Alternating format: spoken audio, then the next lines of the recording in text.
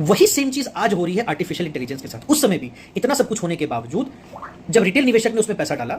बाद में जब ये बबल फूटा 2000-2001 में, उन सभी कंपनी के शेयर प्राइस गिर गए और जिन्होंने उन कंपनीज में इन्वेस्टमेंट किया था जिनका इस सेक्टर से कोई लेना देना नहीं है, उन्होंने या तो अपने आप को किसी तरह उससे रिलेटेड कर दिया कि हाँ हम भी इसमें ये काम कर रहे हैं, या तो अपना नाम बदल के .com लगा दिया लास्ट में, जो भी नाम उनका था abc.com xyz.com, जो भी उनके नाम थे लास्ट में .com लगा दिया ताकि लोगों को लगे कि हम भी उस सेक्टर से रिलेटेड कुछ ना कुछ कर रहे हैं, ताकि लोग जहां पहले जो मिस आउट हो गए थे तो वो पैसा वो उनकी कंपनी में लगा दें, जिससे उनका स्टॉक प्राइस बढ़ा और जो कंपनी के जो प्रोमोटर्स हैं वो तो स्टॉक बेच के निकल गए और जिन्होंने वो स्टॉक खरीदे थे वो फंसे के फंसे रह गए। तो ये हुआ था उस टाइम पे, सेम वो चीज हो रही है आज के समय में। लोगों को पता नहीं है कि आर्टिफिशियल इंटेलिजेंस एक्चुअली है क्या, इसको यूज कैसे किया जाएगा, आने वाले समय में ये कैसे काम करेगा। लोगों को बस क्या है कि आर्टिफिशियल इंटेलिजेंस में पैसे लगाने, और आज भी वही कंपनी सब वही काम कर रही है। हर एक कंपनी, चाहे कोई कंपनी आप उठा लीजिए, वो यही क्लेम कर रही है कि हम भी आर्टिफिशियल इंटेलिजेंस में कुछ कर रहे हैं, हम भी इस सेगमेंट में कुछ कर रहे हैं, हम भी अपना कोई यूजर इंटरफेस लेके आ रहे हैं, हम भी एक एआई डेवलप कर रहे हैं। सबका यही कहना है, कोई ऐसी कंपनी नहीं है जो ये नहीं कह रही है कि हाँ हम अपने आप को आर्टिफिशियल इंटेलिजेंस के थ्रू नहीं बदलेंगे, हमारी जो सिस्टम रहेगी, जो हमारे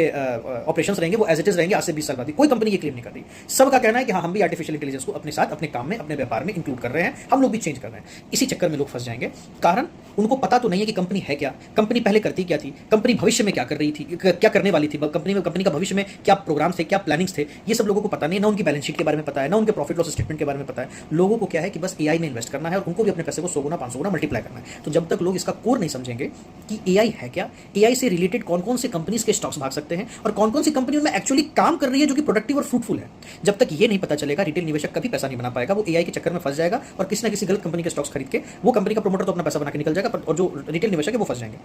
इसीलिए अपने पैसे को अच्छे से जांच परख करके इन्वेस्टमेंट करें, अगर खुद आता है तो, अगर नहीं आता है किसी अच्छे एडवाइजर के थ्रू उसको म्यूचुअल फंड के थ्रू प्ले आउट करें। म्यूचुअल फंड मैनेजर जो कंपनीज होगी अक्रॉस कंपनी, अक्रॉस सेक्टर, आपके रिस्क और कंपनी के पोटेंशियल के हिसाब से उसमें पैसे लगा देगा, ताकि लॉन्ग रन में जो रिटेल निवेशक कहीं फंस सकता है वो फंसेगा नहीं और उसका ठीक ठाक पैसा आने वाले भविष्य में बन जाएगा।